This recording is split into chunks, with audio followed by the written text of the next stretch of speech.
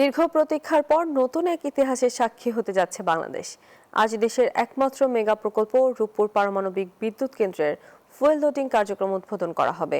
পারমাণবিক প্রকল্প এলাকা থেকে আরো জানাতে সরাসরি যুক্ত হচ্ছেন সহকর্মী আহমেদুল হক রানা। রানা, আমাদেরকে জানাবেন যে রূপপুর পারমাণবিক বিদ্যুৎ কেন্দ্রের ফুয়েল লোডিং কার্যক্রম উদ্বোধনের বিষয়ে সর্বশেষ কি তথ্য রয়েছে আপনার কাছে? রূপপুর পারমাণবিক বিদ্যুৎ কেন্দ্রের একদম পাশে Bashundhara public school and college 2026 শিক্ষাবর্ষে ভর্তি চলছে।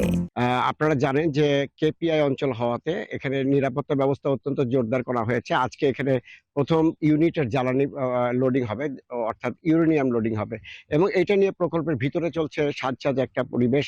এবং প্রকল্পের ভেতরে যেমন চলছে তার চেয়ে বাইরেও সাধারণ মানুষের উচ্ছ্বাস অনেক বেশি। কিন্তু আপনারা সবাই জানেন যে রূপপুর পারমাণবিক বিদ্যুৎ কেন্দ্র একটি কেপিআই হয়।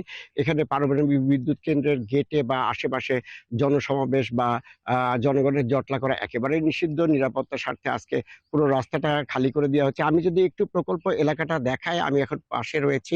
প্রকল্প এলাকার প্রত্যেকটা রাস্তাঘাট আজকে একেবারে জনমানব শূন্য বলেই আমরা দেখতেছি।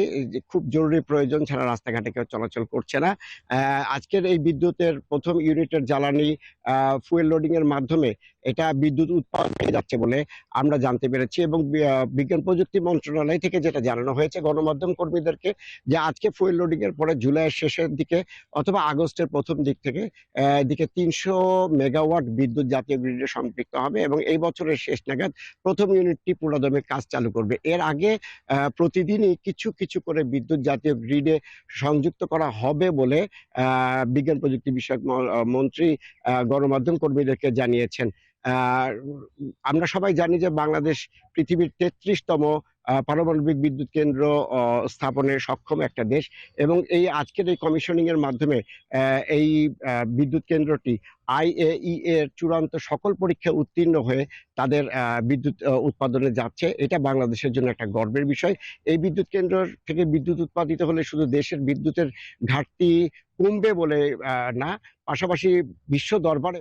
রানা, ধন্যবাদ আপনাকে।